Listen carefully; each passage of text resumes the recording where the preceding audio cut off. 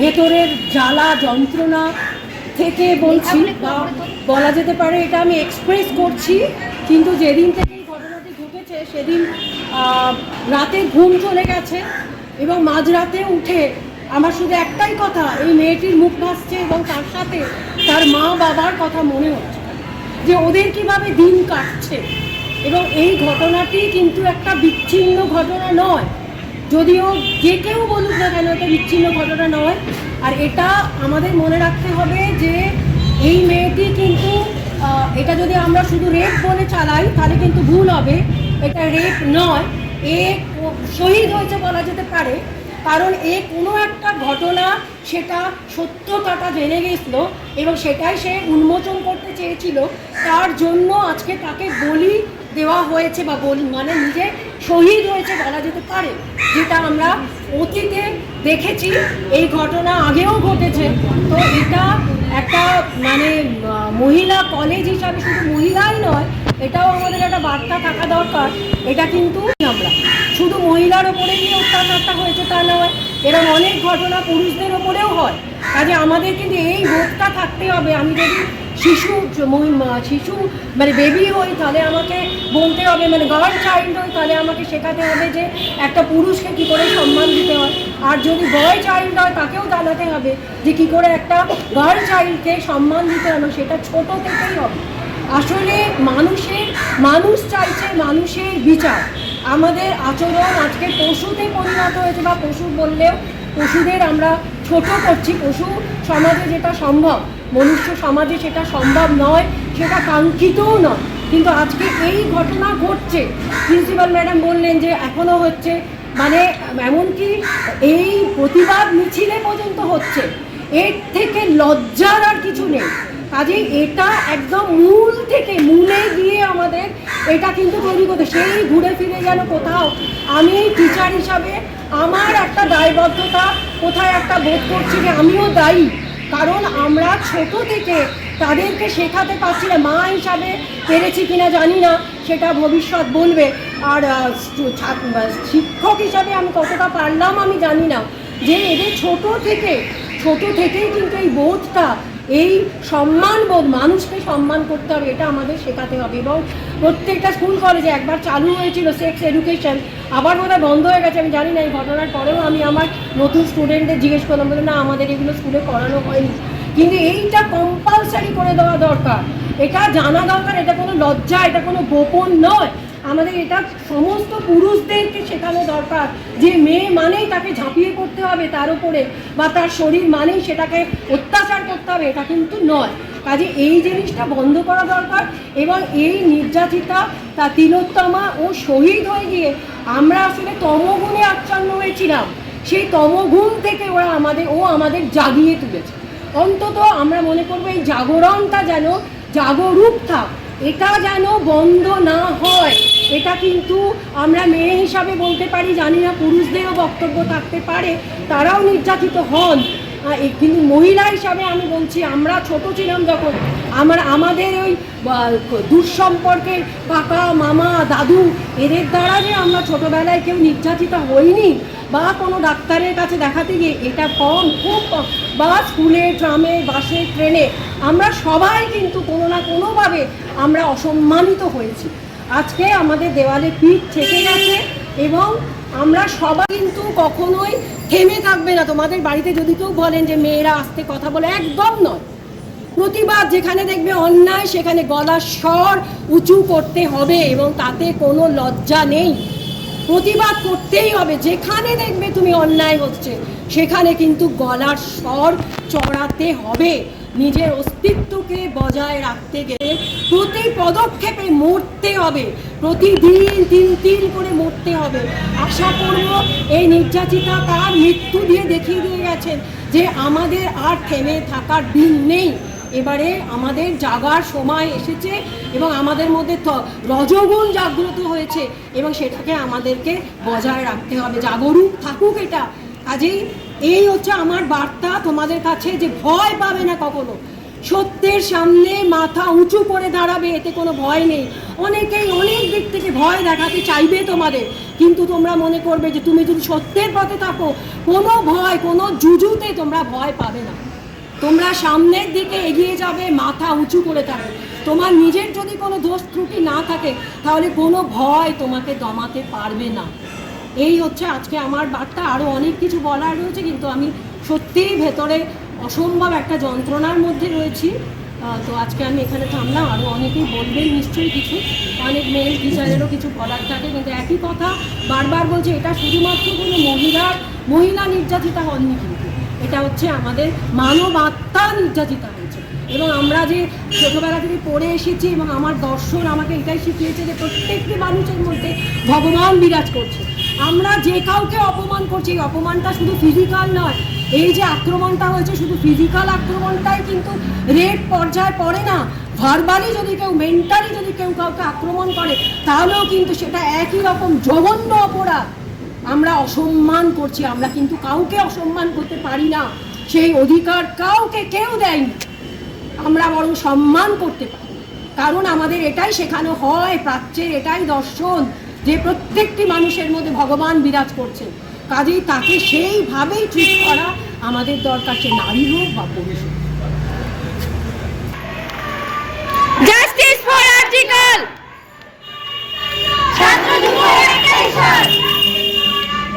Justice for article,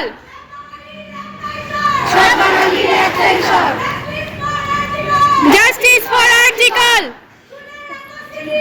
শুনে রাখো CBI, আমার বোনের বিচার চাই।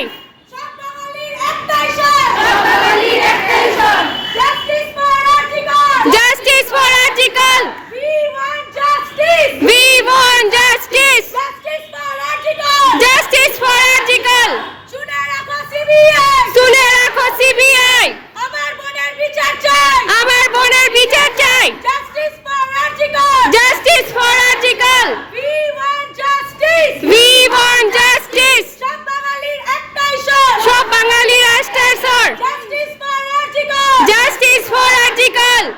সব ভারতের একটাই স্বর, সব ভারতের একটাই স্বর। Justice for article. Justice for article. We want justice. We want justice. We want justice. Justice for article. We want justice. Justice for article. We want justice. Justice for article. We want justice. Justice for article.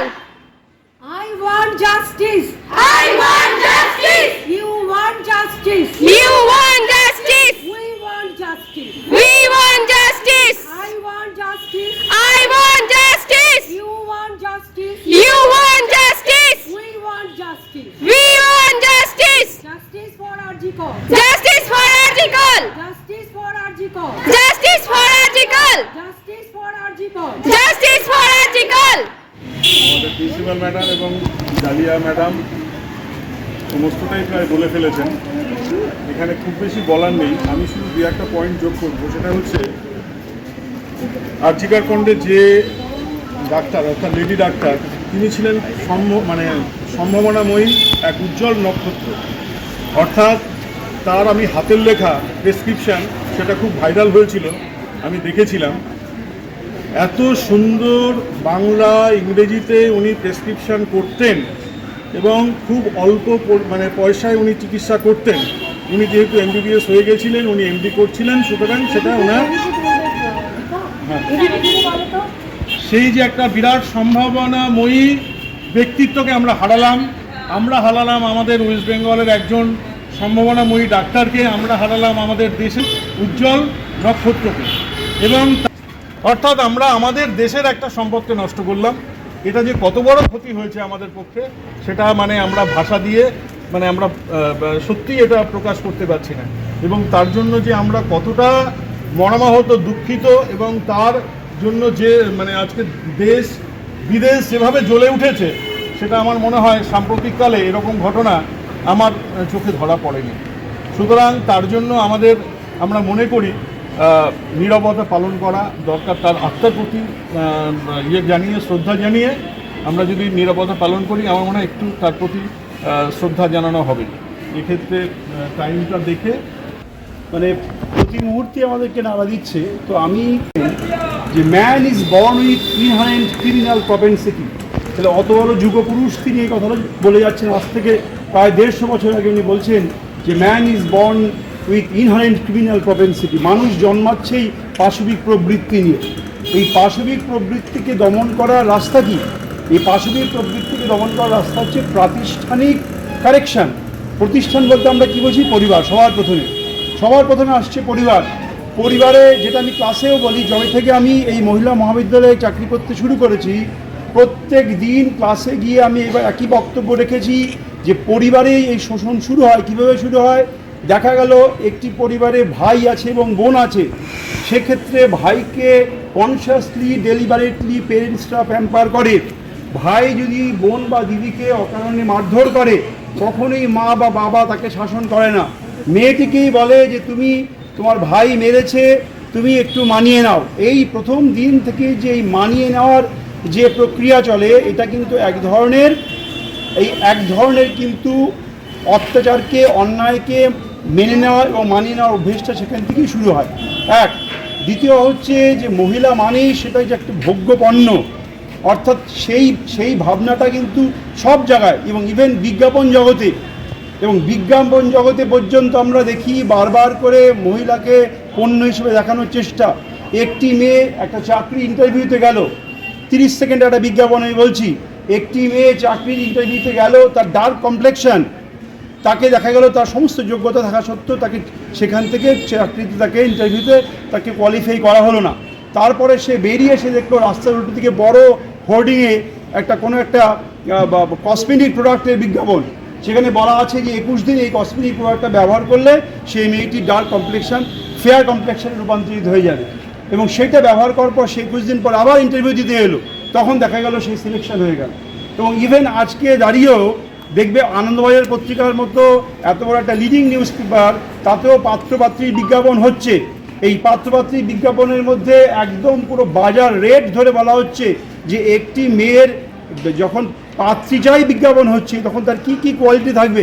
কেউ বলছে না মেয়েটি উচ্চশিক্ষিতা, কেউ বলছে না মেয়েটি প্রতিবাদী, কেউ বলছে না মেয়েটি সংবেদনশীল, কি বলছে মেয়েটির গায়ের রং ফর্সা হতে হবে, মেয়েটিকে গৃহকর্মে নিপুণা হতে হবে, মেয়েটিকে সবার সঙ্গে মানিয়ে গুছিয়ে চলার মতো হতে হবে। আমি মানিয়ে গুছিয়ে চলার মধ্যে কোনো অপরাধ দেখি না, কিন্তু অ্যাডজাস্টমেন্ট আর কম্প্রোমাইজের মধ্যে একটা সূক্ষ্ম পার্থক্য আছে।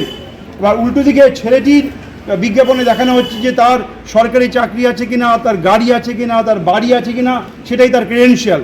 কিন্তু সে দুশ্চরিত্র, লম্পট, অসভ্য, এইটা তার কিন্তু কোনো কোনো রকম কাউন্টেবিলিটি এখানে আসছে না।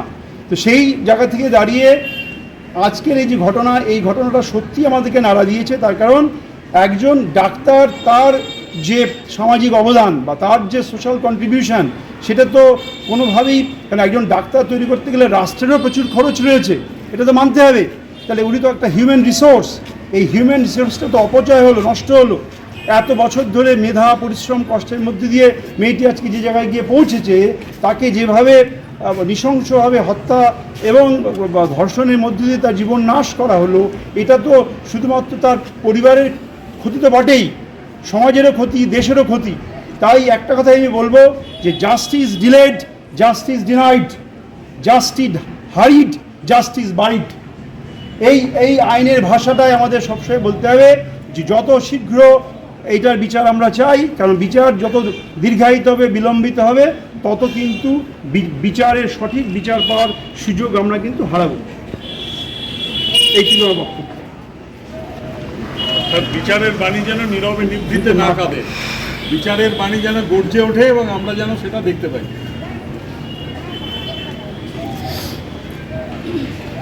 নির্যাতিতার প্রতি শ্রদ্ধা জানিয়ে 1 মিনিট নীরবতা পালন করছি। এখন থেকে কাউন্টিং শুরু হলো। এখানেই শেষ করলাম। তোমরা যাদের কালকে থেকে পরীক্ষা স্টার্ট, তারা বাড়ি যাও, পরীক্ষার জন্য প্রস্তুতি নাও, এবং যাদের ক্লাস আছে পরবর্তী, তারা কলেজেই থাকো এবং ক্লাসের জন্য সবাই ক্লাস অ্যাটেন্ড করবে। আমরা বিচার নেওয়া কিন্তু বন্ধ হয়ে গেল। বিচারের জন্য আমাদের দাবি কিন্তু চলছে আর চলবে। আজকে 25 দিন হয়ে গেল, তাও কোনো বিচার নেই। বিচার কিন্তু হবেই, বিচার আমাদের পেতেই হবে।